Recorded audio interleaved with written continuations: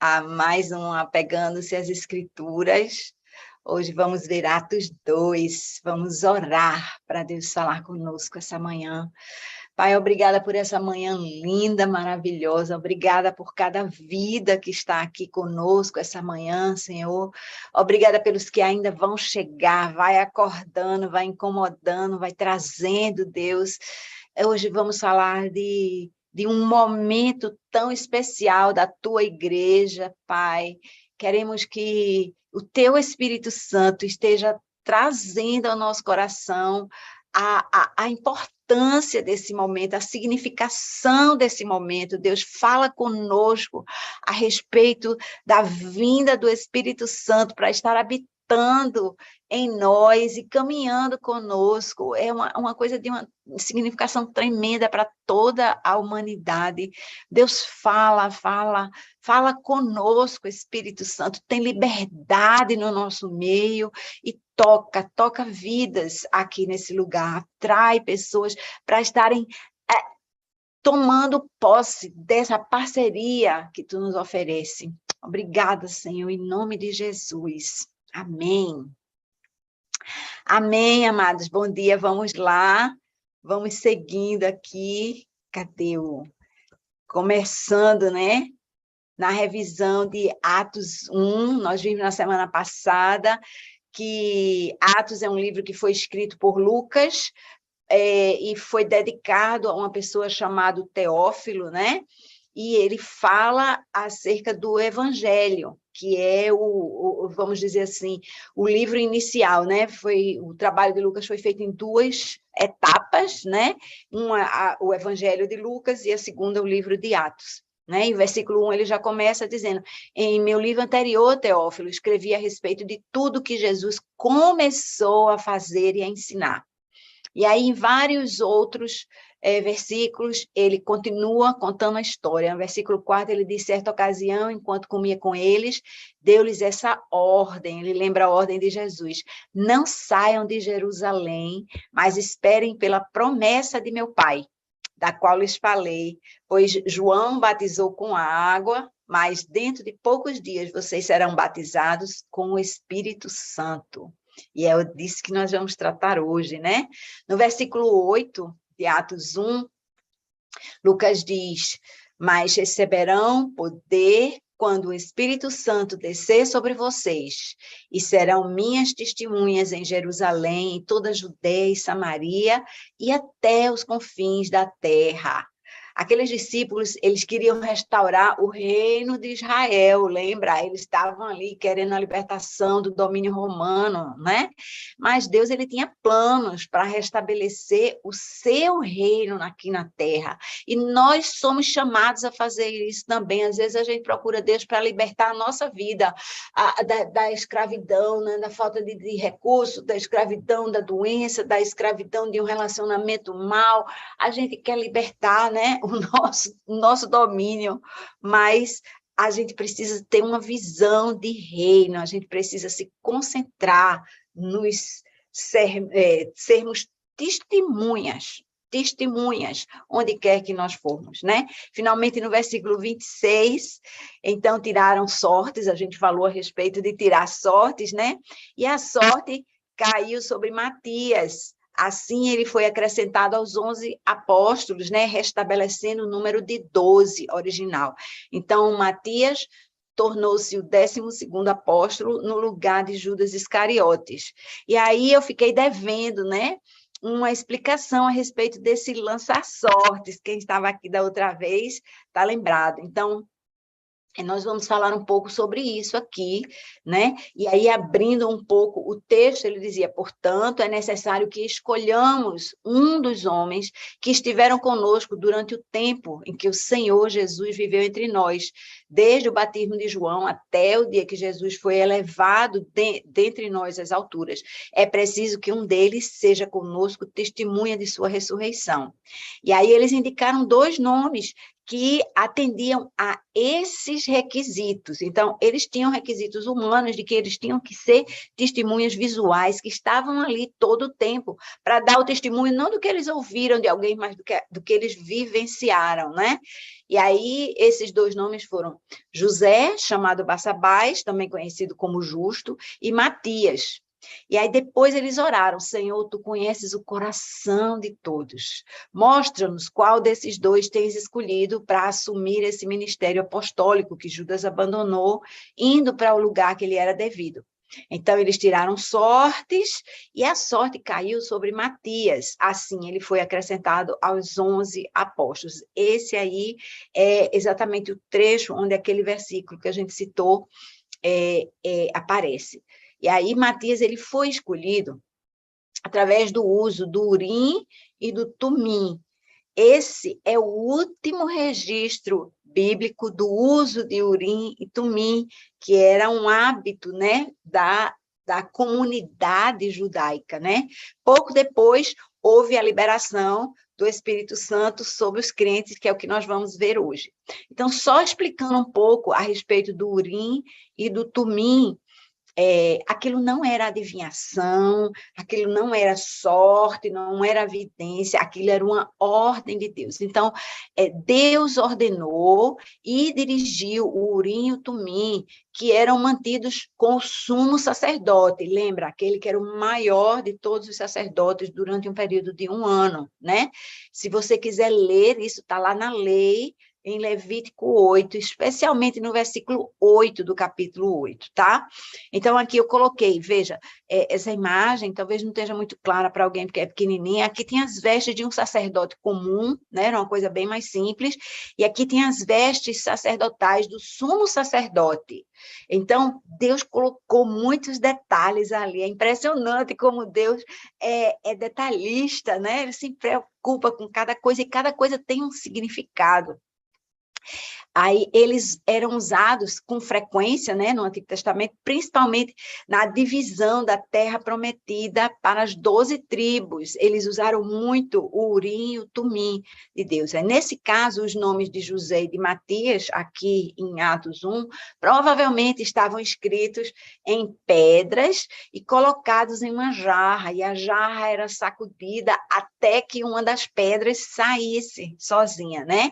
Atos 1 é o último registro da Bíblia do uso do povo de Deus disso, né? E aí, o Espírito Santo, ele viria ali naquela sala onde eles estavam reunidos, né? E agora ele habitaria permanentemente dentro do coração das pessoas. A gente vai ver isso em Atos 2 agora. Mas aí, só mostrando a vocês que nas vestes do sumo sacerdote tinha aqui o Urim e o Tumim, eles faziam parte das vestes. E aqui tinha muita coisa, tinha um éfode, tinha 12 pedras representando as tribos de Israel, e pá, tudo ordenado pelo Senhor, tá? Nada de sortes, das sortes do jeito que a gente sabe hoje, de jogar dado, né? De jogar números, não. Era uma ordem do céu, mas agora, lembra, nós estamos no novo tempo, né? O tempo do Espírito Santo habitando entre nós, tá bom? Espero que aquilo esteja esclarecido. Agora vamos começar com Atos, que é super, super maravilhoso. Versículos 1 a 3, fala do dia de Pentecostes, né? Chegando o dia de Pentecostes, estavam todos reunidos num só lugar. Lembra? Eles já estavam assim desde a morte de Jesus, né? Alguns saíram ali para o caminho de Emaús, mas acabaram voltando, né? Jesus ressuscitado tangeu-lhes de volta. De repente, veio do céu um som, como de um vento muito forte, e encheu toda a casa na qual estavam assentados. E viram o que parecia línguas de fogo, que se separaram e pousaram sobre cada um deles. O dia de Pentecostes já estava estabelecido, viu, minha gente? Era uma festa judaica que era realizada de 50 dias ali após o domingo de Páscoa. Então, havia um momento para isso. Aí lembra, na Páscoa foi quando o cordeiro foi imolado, e Jesus é o Cordeiro de Deus. Depois Jesus ressuscitou no terceiro dia, e aí ele passou cerca de 40 dias entre eles, aparecendo ressurreto.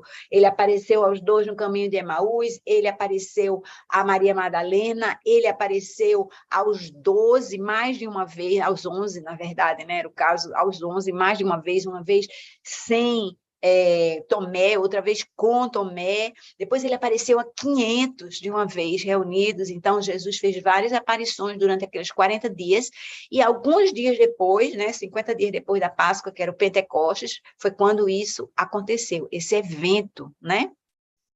E aí, outra coisa que eu queria ressaltar aqui é que no dia de Pentecostes do Antigo Testamento, Israel recebeu a lei.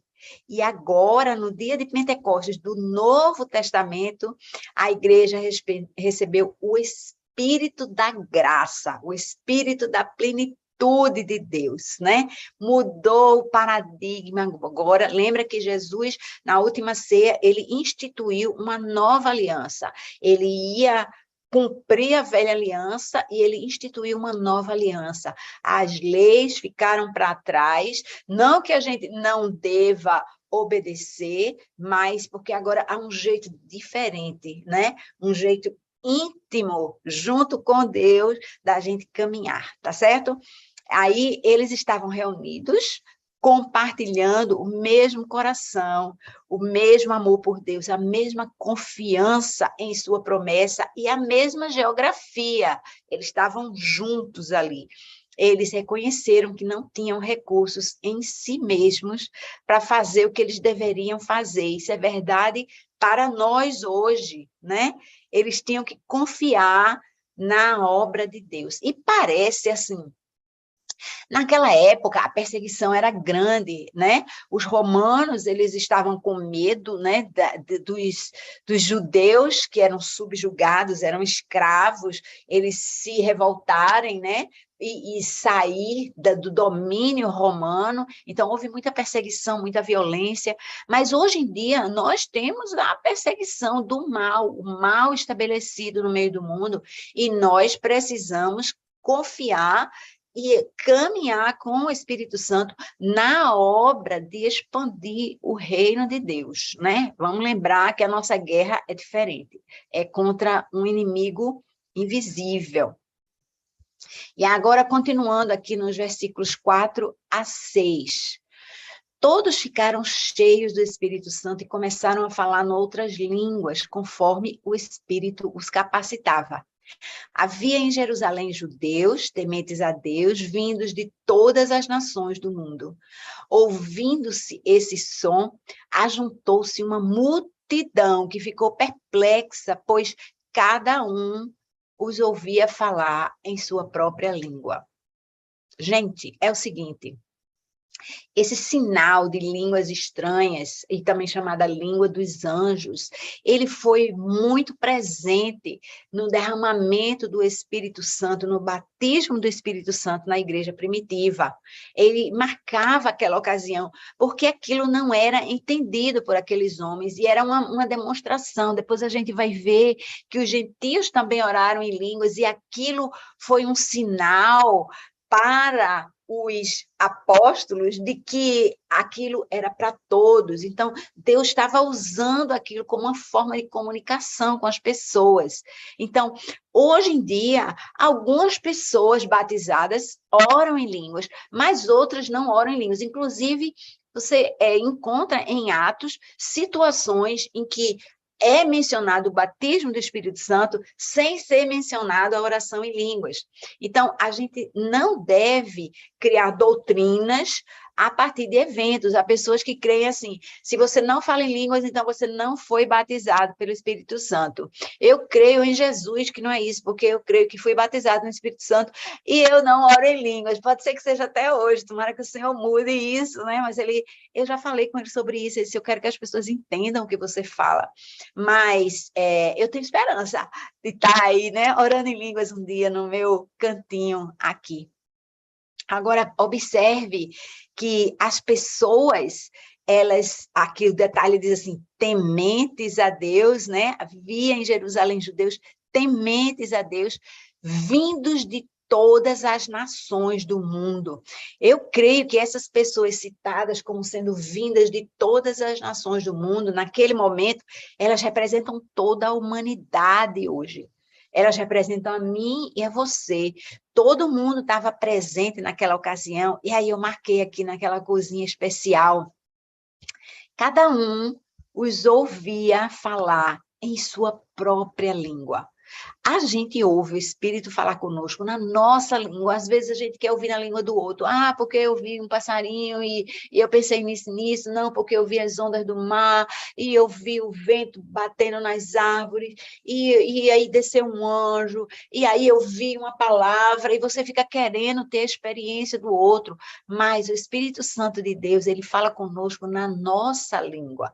Ele fala com você num sonho, ele fala com você quando você está comendo, quando você está tomando banho, quando você está caminhando, quando você está dirigindo.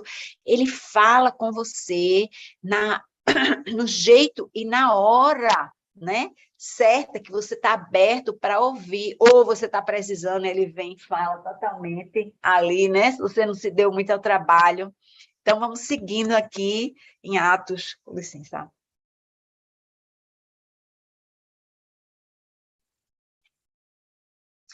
Atos 2, versículos 7 a 11.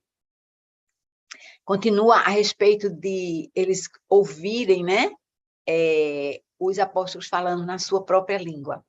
Atônitos e maravilhados, eles perguntavam: acaso não são galileus todos esses homens que estão falando?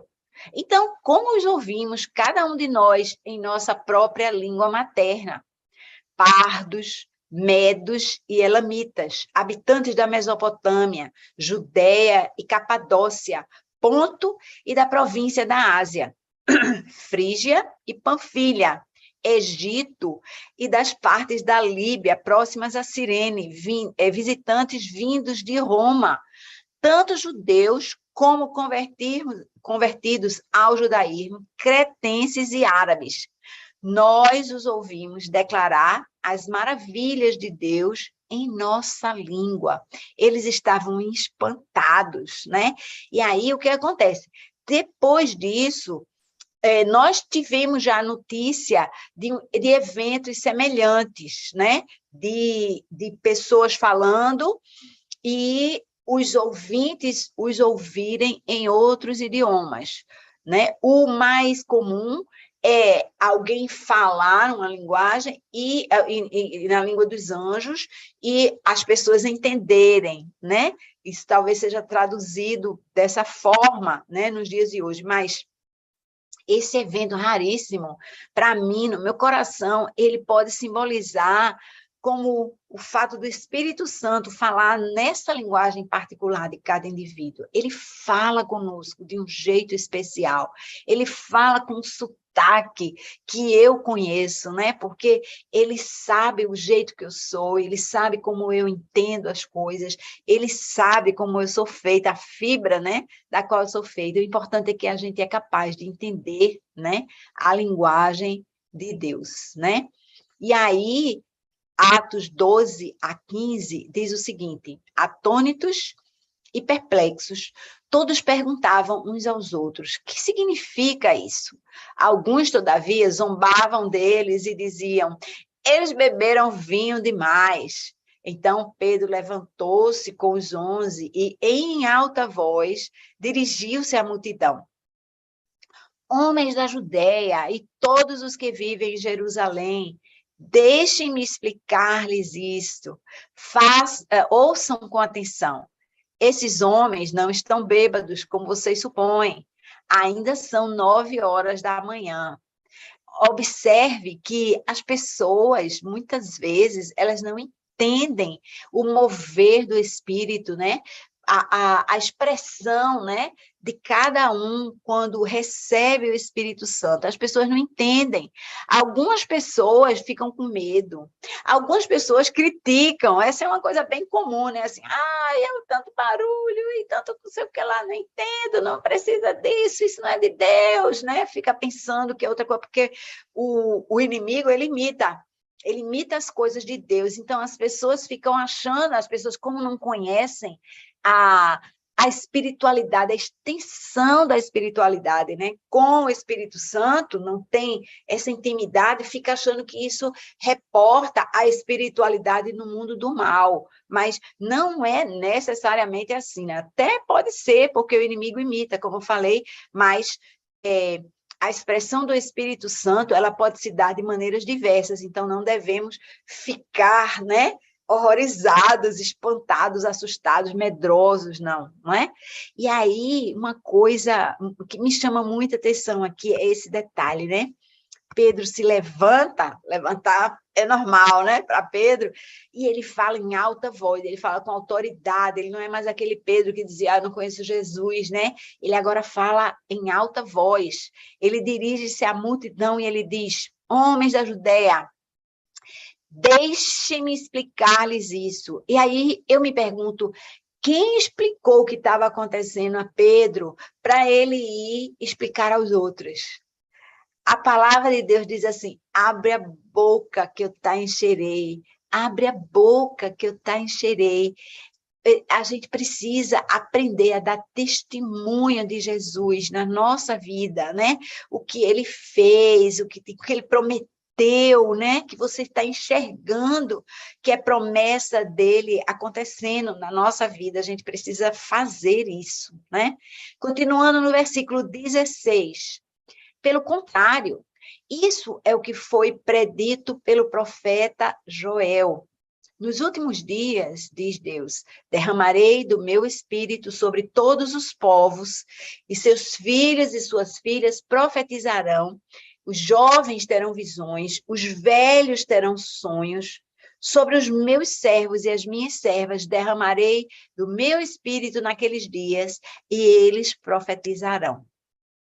Gente, eu pensei não só nesse slide, como em alguns slides seguintes, o texto de Joel 2 especificamente. Nossa, Pedro fala quase palavra por palavra ali.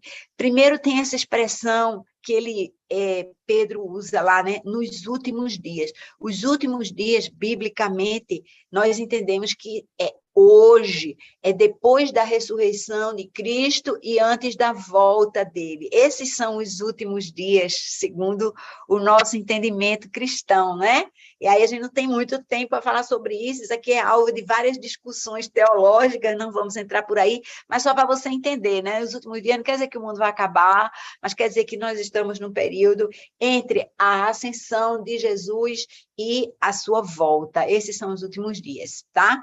E aí, voltando a relação, né, de Pedro citando, dá uma olhada aqui no texto, né, de Joel 2, versículos 28 e 29, diz assim, e depois disso, derramarei do meu espírito sobre todos os povos, os seus filhos e suas filhas profetizarão, os velhos terão visões, terão sonhos, e os jovens terão visões. Até sobre os servos e as servas derramarei do meu espírito naqueles dias. E aí Pedro acrescenta, e eles profetizarão, né? Ele citando a palavra de Deus, né? Palavra por palavra. Aquele povo tinha intimidade com a palavra de Deus. Isso é uma coisa que nós precisamos ter, né? Aqui, não pegando essas escrituras, se você for olhar o nosso logo, a gente tem uma citação lá sobre os bereanos, porque os bereanos eram aqueles que ouviam alguma coisa, iam verificar nas escrituras se era verdade ou não. Se você olhar o logo apegando-se direitinho, vocês vão ver isso. A gente precisa estar em cima das escrituras, a gente precisa conhecer as escrituras, porque na hora que Pedro ouviu aquela afronta das pessoas, dizendo, está todo mundo bêbado, ele, não, o que está acontecendo aqui está escrito nas escrituras, né? E cita Joel 2. E aqui continua a citação de Joel 2 na fala de Pedro.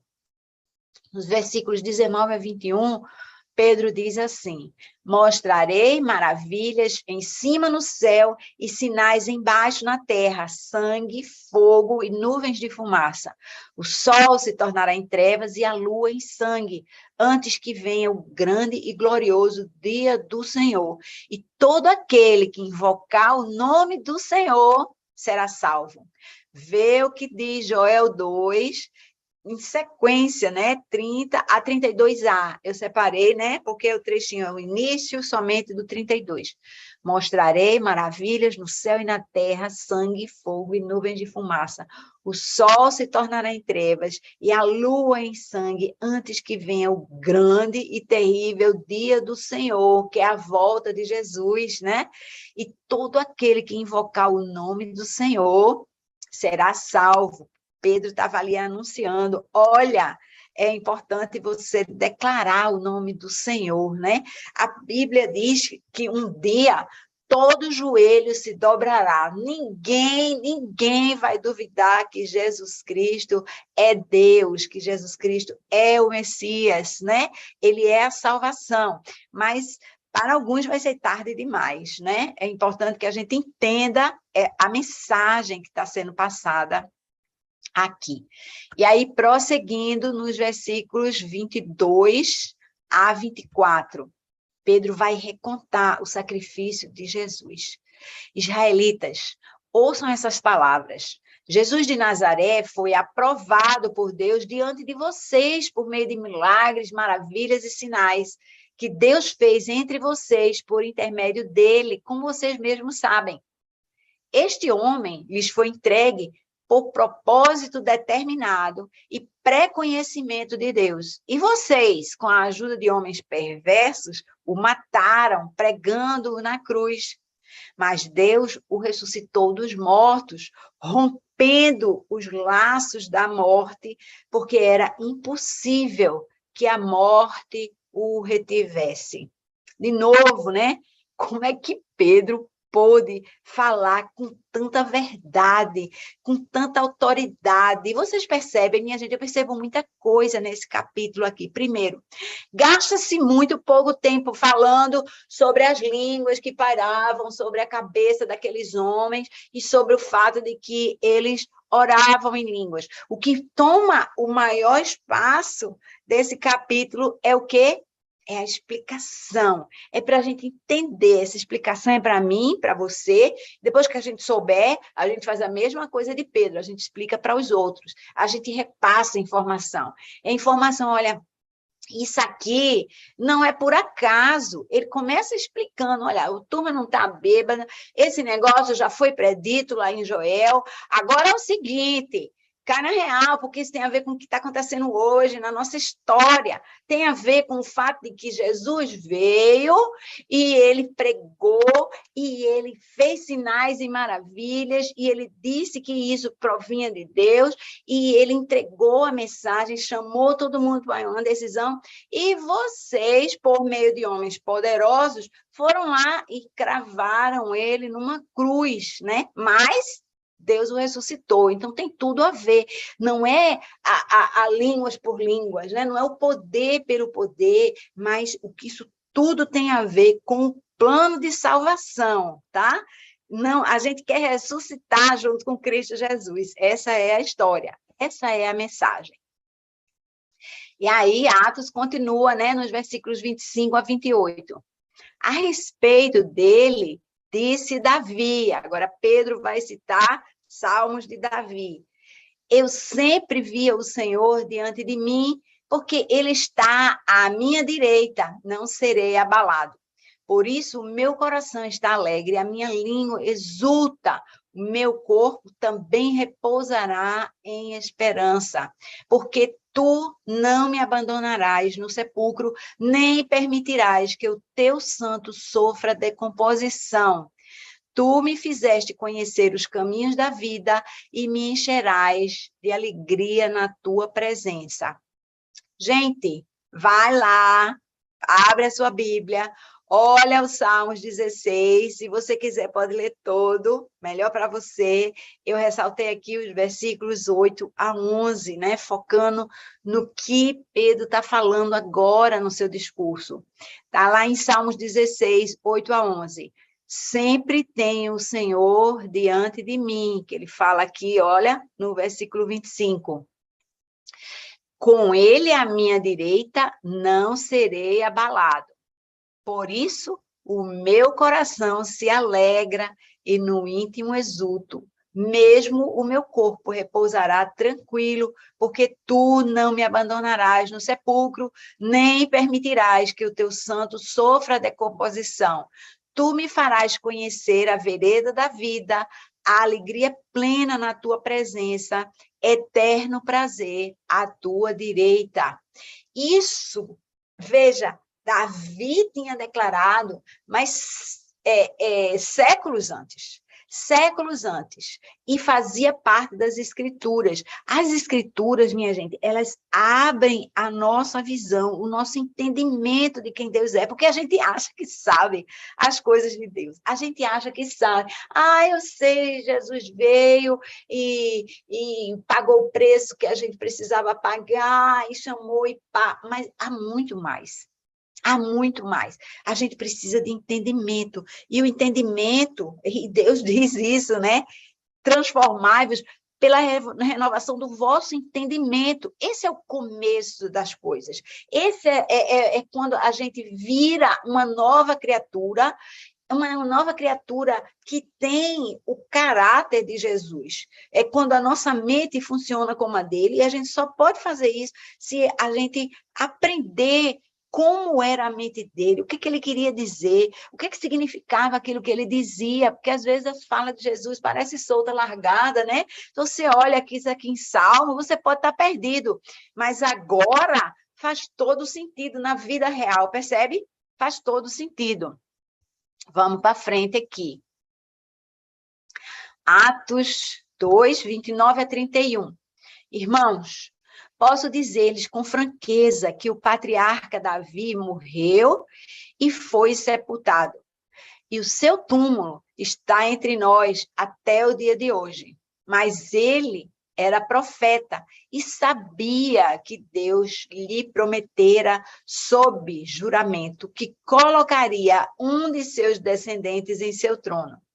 Prevendo isso, falou da ressurreição de Cristo, que não foi abandonado no sepulcro, cujo corpo não sofreu decomposição.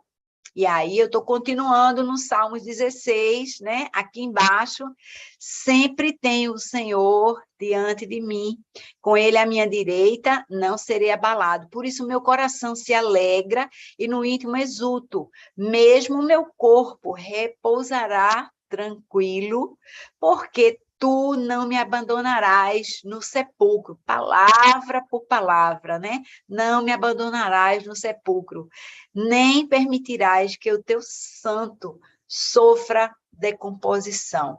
Tudo aquilo estava acontecendo, mas agora aqueles discípulos que andaram com Jesus sem entender nada que estava acontecendo, de repente o entendimento deles foi aberto e eles encontraram nas Escrituras o entendimento daquilo que foi realizado na pessoa do Messias, Jesus, né?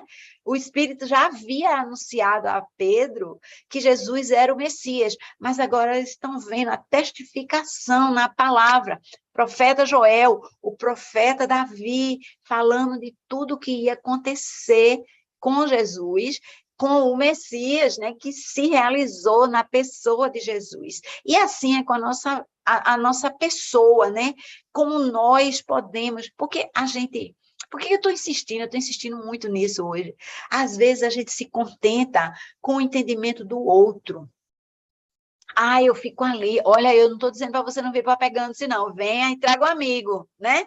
Venha e assim, marque e traga um amigo, traga alguém para ouvir também do Apegando-se. Mas busque conhecer a palavra e principalmente o autor autor da palavra, porque ele ali se revela a você, e ele quer que você o conheça assim, intimamente, né?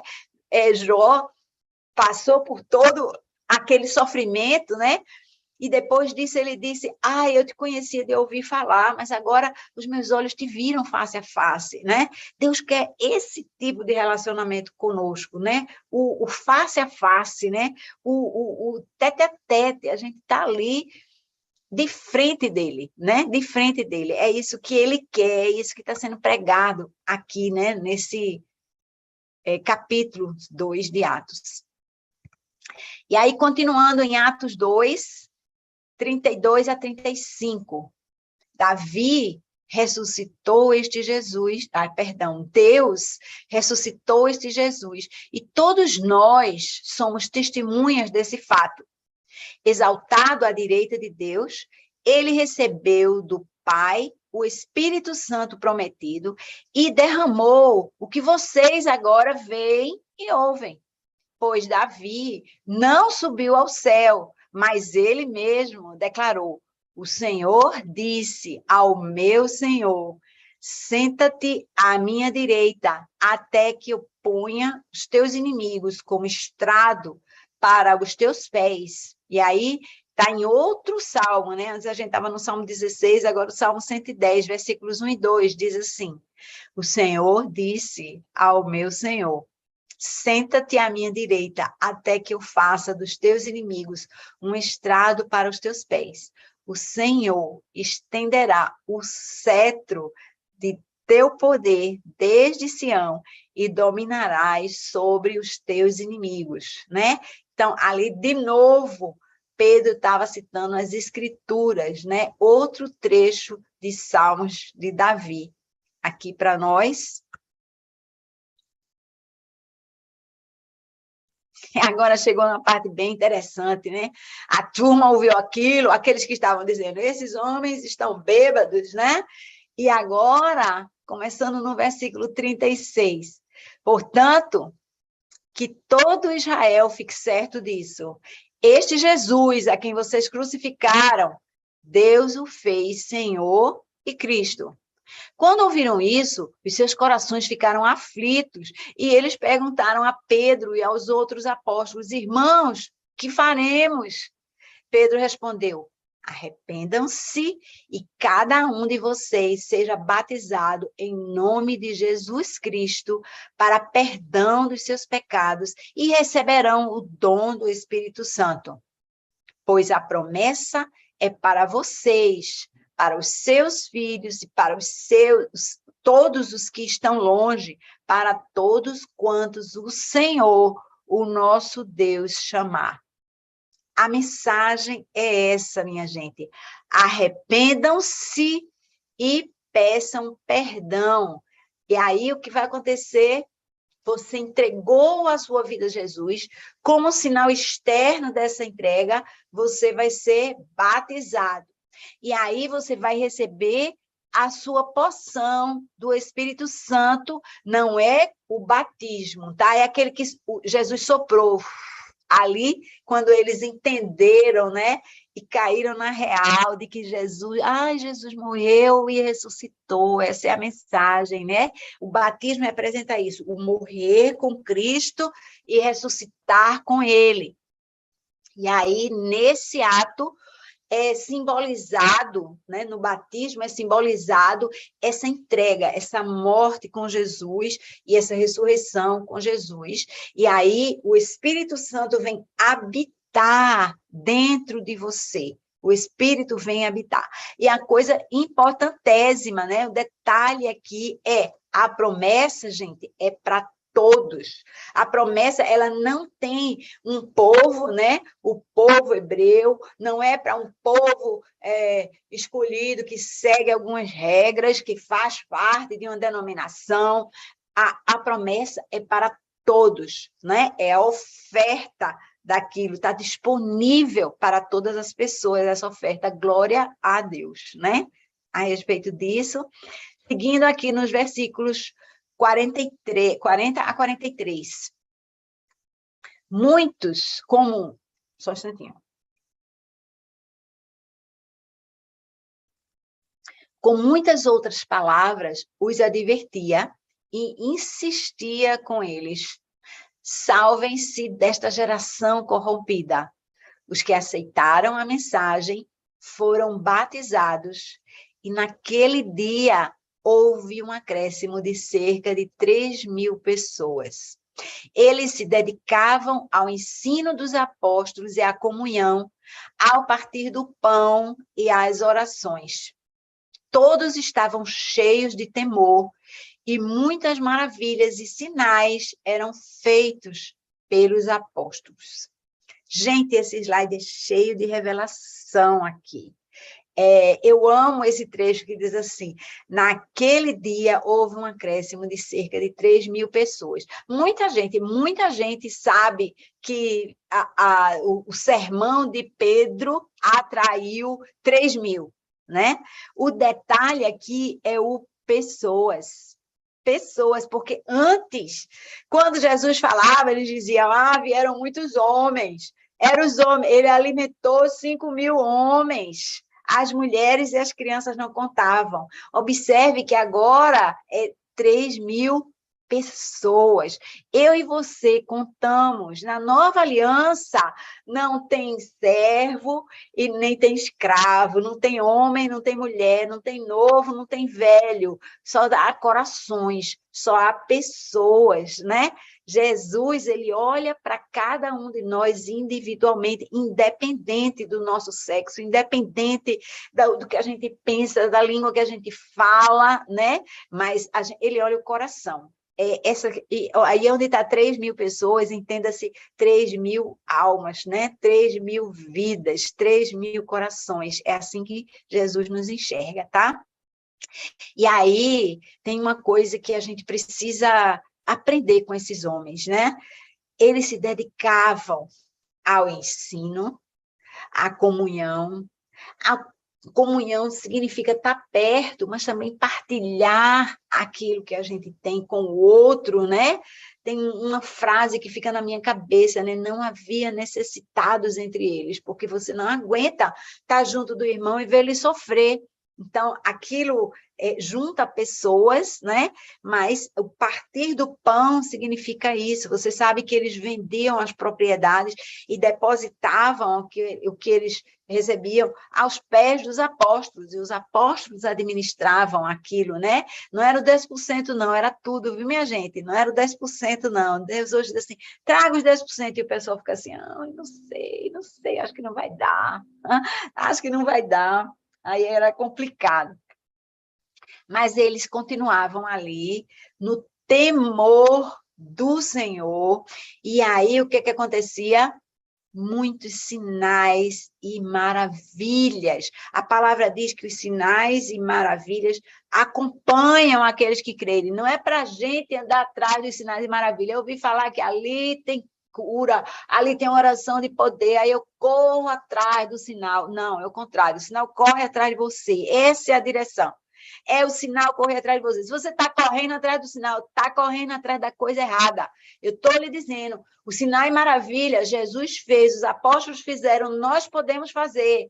Mas não é para correr atrás do sinal e maravilha dos outros, é correr atrás do sinal e maravilha seu. E você faz isso em parceria com o Espírito Santo de Deus. É quando você orar, alguém crê. Esse é o maior sinal.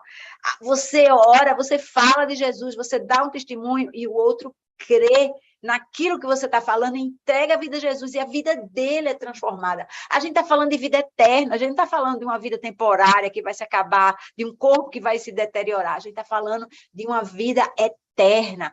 Isso é poder que nos segue, não é que a gente anda correndo atrás dele, né? Ele vem atrás de nós pelo poder do Espírito Santo que habita em nós. E aí, prosseguindo para o nosso último slide, né? A palavra fala de unidade. Vê o que dizem os versículos 44 a 47. Todos os que criam mantinham-se unidos e tinham tudo em comum. Vendendo suas propriedades e bens, distribuíam a cada um conforme a sua necessidade. todos os dias continuavam a reunir-se no pátio do templo, partiam o pão em suas casas e juntos participavam das refeições com alegria e sinceridade de coração, louvando a Deus e tendo a simpatia de todo o povo. E o Senhor lhes acrescentava todos os dias os que iam sendo salvos.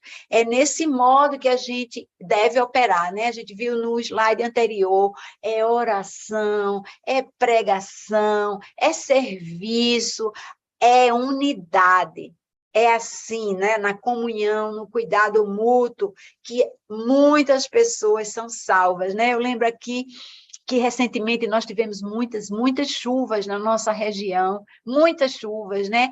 Casas e casas inundadas, e eu fiquei tão tocada de ver pessoas indo ali, resgatar pessoas, fazer mudança, recolher comida na igreja, fazer cestas básicas, preparar refeições, distribuir isso com pessoas que não tinham nem como cozinhar, eles não tinham comida, nem tinham fogão, né? E as pessoas iam lá. Isso lembra tanto a igreja primitiva, e é com essa igreja primitiva que a gente vai aprender, né? Ao longo das próximas semanas. Então, que Deus nos abençoe nisso. E agora vamos lá para o nosso compartilhar. Bom dia para quem eu estou vendo aqui agora. Maravilha, né? Estar juntos. Gente, esse capítulo é muito especial. Talvez um dos mais conhecidos de Atos, né? É provavelmente o mais conhecido, porque o derramado do Espírito Santo, né? A gente tem o Pentecostes, que a nossa igreja celebra hoje, e hoje a gente sabe o que ele significa, e mais do que uma ocasião, há 2000 anos atrás, né? Ele acontece na nossa vida diariamente. Que a gente possa entender isso e que a gente possa vivenciar isso, né? Que a gente possa estar indo. Bora, gente, é hora de vocês falarem. Muda, Kátia.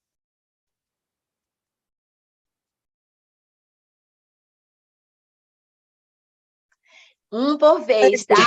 Não resisto, vou falar logo, porque o batismo do Espírito Santo, a gente que ora muito, né? A gente recebe isso sempre em conjunto, né? Vigília do Cross, ontem, foi um batismo descrito do que você está falando. Então, aqui a gente pode... Tânia, fechou o teu microfone. Abre aí de novo. Que a gente possa sentir isso sempre nos nossos corações, né? A gente teve uma experiência quase igual a essa, eu estou vendo assim, ela está discriminando o que a gente sentiu, né? Eu orando por uma pessoa que estava com muita dor de cabeça, aí derrama água purificada, ouro, incenso, aí a outra vez do outro lado, Jesus está aqui, ele nasceu aqui, derramou ouro, incenso e mirra, e aí houve como se fosse um batismo para cada pessoa, dos mais jovens que estavam na vigília. Então, assim, eu vi assim como se você tivesse, vou mandar o apegando para todo mundo que eu me lembre que estava lá, para poder entender o que nós passamos, entendeu? Foi sobrenatural, todo mundo saiu rindo, todo mundo saiu, geração de filhos, era o que a Ana Maria falava, quando tocava na gente, então era como se a gente estivesse gerando muito mais, e aí é isso, é gerar sempre mais, é levar para muitos.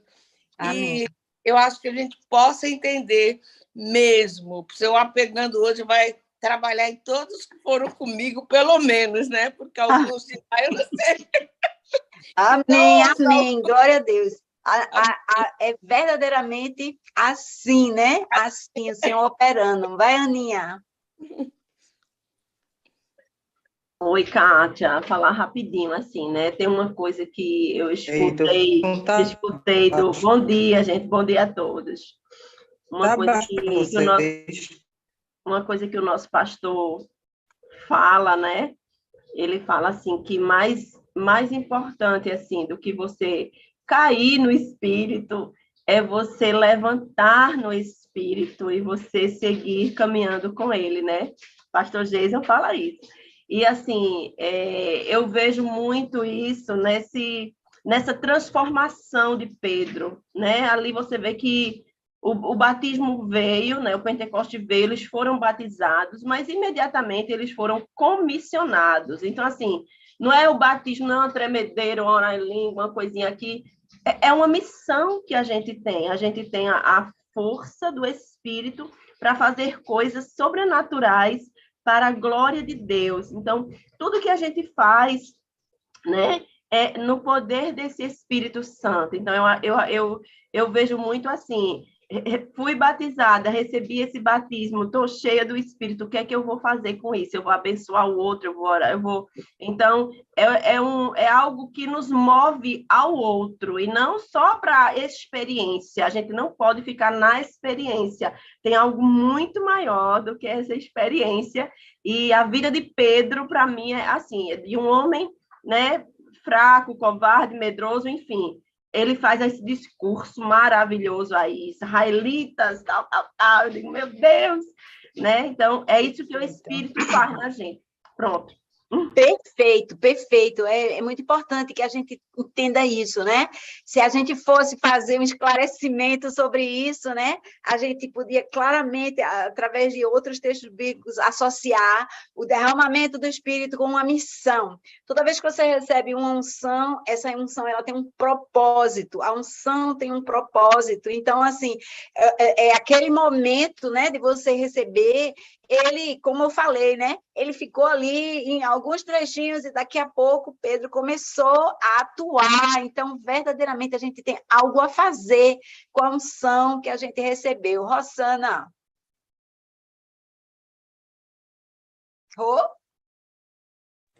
Oi, bom dia, tudo bom? Então, menina, essa questão dos dons de língua, quer dizer, o dom de línguas, né? Por muito tempo, como eu não tenho esse dom, eu pedi muito ao Senhor esse dom de línguas, né? E eu fiquei por um tempo meio que frustrada, né? E amém, Kátia, por sua explicação, né? Que nem todos vão ter esse dom. Se Kátia não tem, por que eu tenho que ter, né? Se o Senhor disse que você não precisa ter, você não precisa ter. Exatamente. E assim, e glória a Deus pelo comentário de Aninha, né? Que o dom do Espírito é para a edificação da igreja e não a nossa edificação, né? E o dom de línguas é muito mais para a edificação da própria pessoa, né? É o Senhor falando com você, né?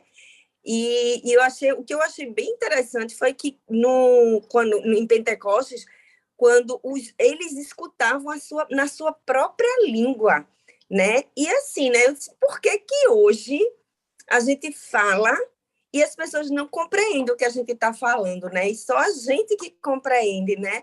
E eu acredito que ali, na minha concepção agora, o Senhor, né, trazendo para mim, que eu acho que naquele momento ali de Pentecostes foi para apresentar o Espírito Santo de Deus. Olha, eu estou aqui, né? Ele se apresentando. E hoje a gente já conhece, a gente sabe que ele está em nós, né? E assim, a minha dúvida seria exatamente essa, né? Naquele momento, todos escutavam, né, falar na sua própria língua, e hoje só a pessoa que compreende. Lógico que existe aquele que interpreta línguas, né? Mas que não é o comum, né? O dom de línguas é para a edificação da própria pessoa. E amém pelo comentário de Aninha, né? Deus, ele quer que a gente edifique a igreja e não a nós mesmos, né? Que a gente use esses dons para edificar o outro e não a nós mesmos, né? Então, assim, o meu questionamento era exatamente sobre isso. Porque naquele momento todos escutavam e hoje só a gente que compreende. Mas aí o Senhor, eu creio verdadeiramente que foi exatamente para apresentar, né? Naquele momento, o Espírito Santo de Deus, né? É muito importante isso. Eu creio verdadeiramente que hoje Deus não fala a língua português, inglês, espanhol, alemão. Ele fala a língua do coração, a língua que você entende. Ele fala alguma coisa que toca a sua vida, que todo mundo pode ouvir e não entender, mas você entende. Então, Deus fala assim, e isso não se traduz em idiomas, mas isso se traduz em linguagem, uma lembrança, uma memória no seu coração, né? É algum fato, algum toque, alguma cena, né? Deus fala a sua linguagem. Liloca.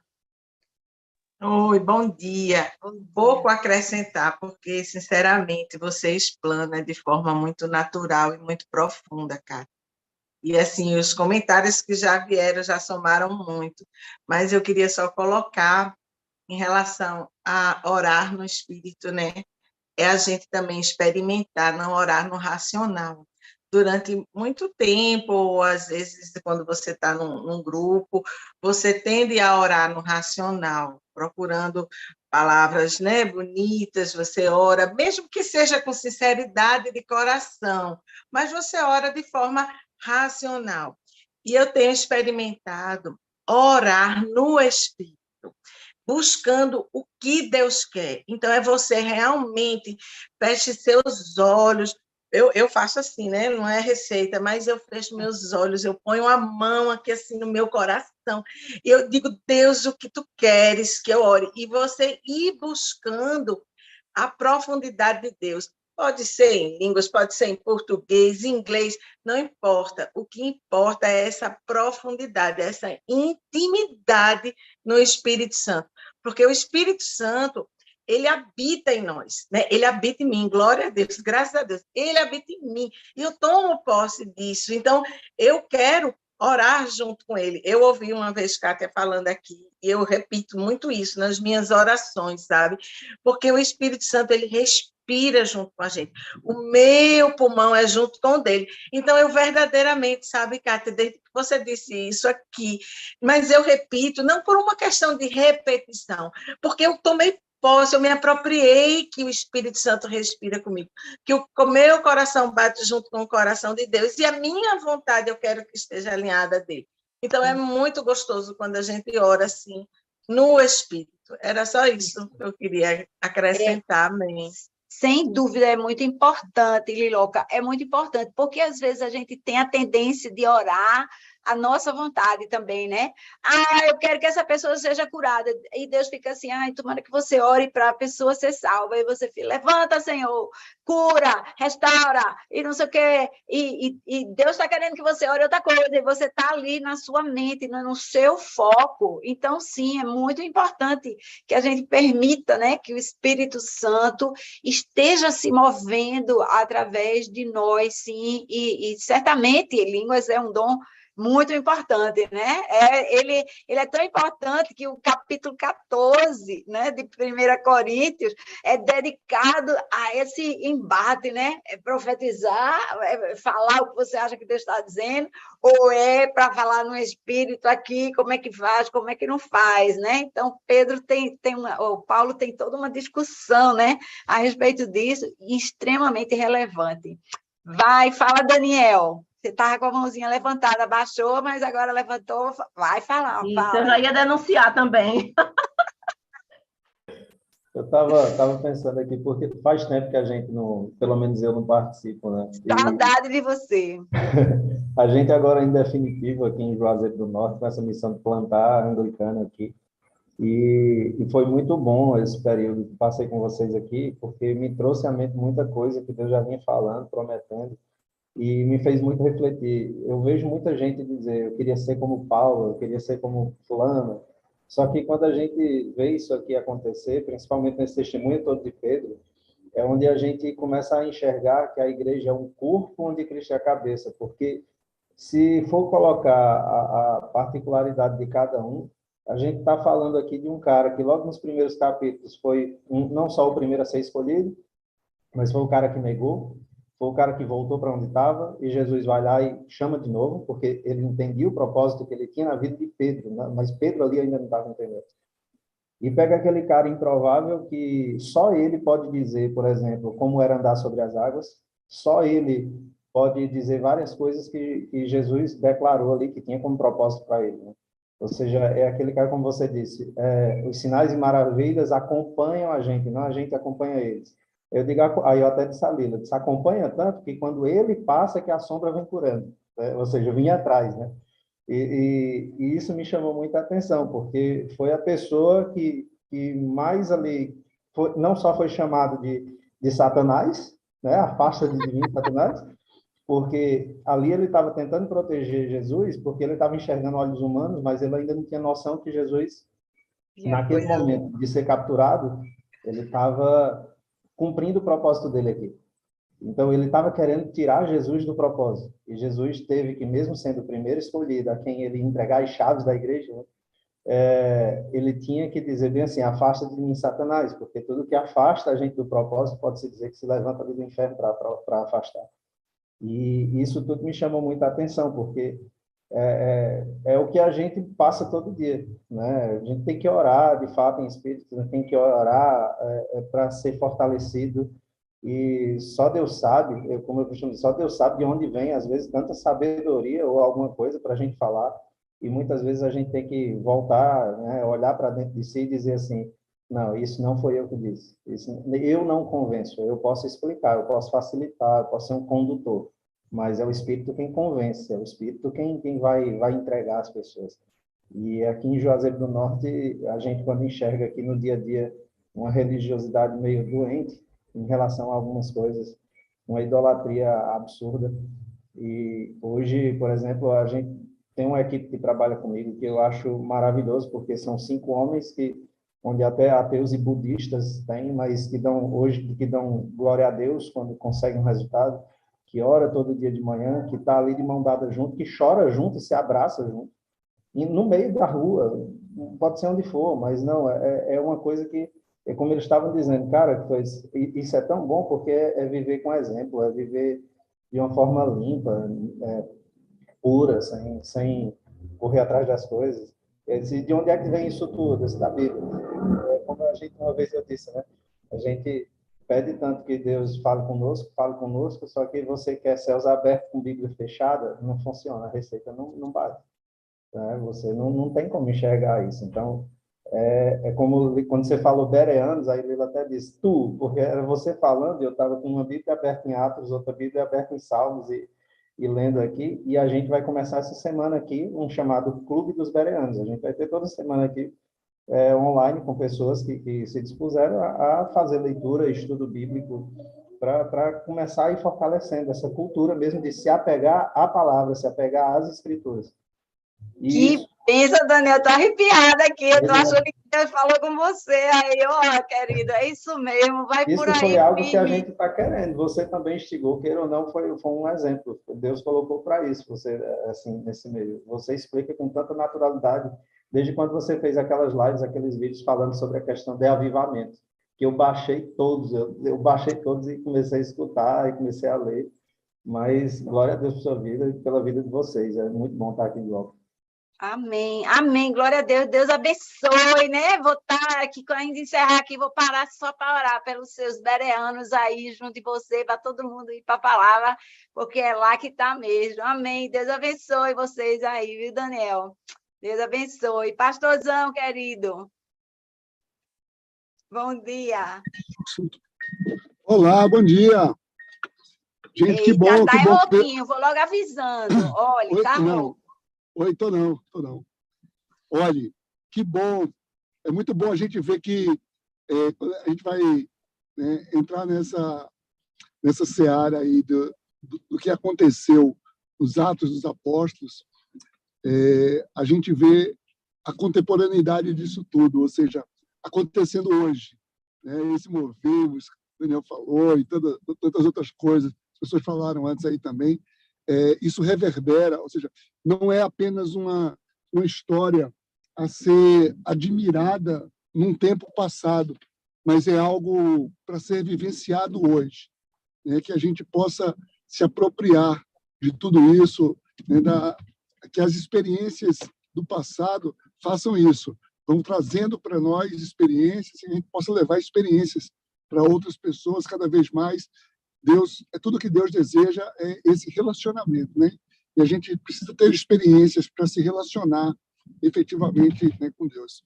Então, vamos orar pelo dia de hoje, vamos colocar diante do Senhor aí com gratidão. Já começamos bem, né? O dia já começou bem hoje. Pai, em nome de Jesus, Louvado seja o teu santo nome. Muito obrigado, Senhor, pelo teu cuidado com as nossas vidas. Obrigado pelo teu Santo Espírito. Obrigado porque nós podemos, sim, Pai, viver no teu Santo Espírito. Vem, Senhor Deus, e ministra a cada um de nós essa nova possibilidade que possamos levar isso para outras pessoas através da nossa vida. Te agradecemos pelo dia de hoje, queremos glorificar o teu nome no dia de hoje. Em nome de Jesus. Amém. Amém. Amém. Amém. Glória a Deus. Amém. Bom dia para todo mundo. Bom Amém, dia, gente. Um ótimo povo. domingo dia. do Senhor. Amém. Chama aí, pastor, o povo pro culto. Bora, bora. Vamos pro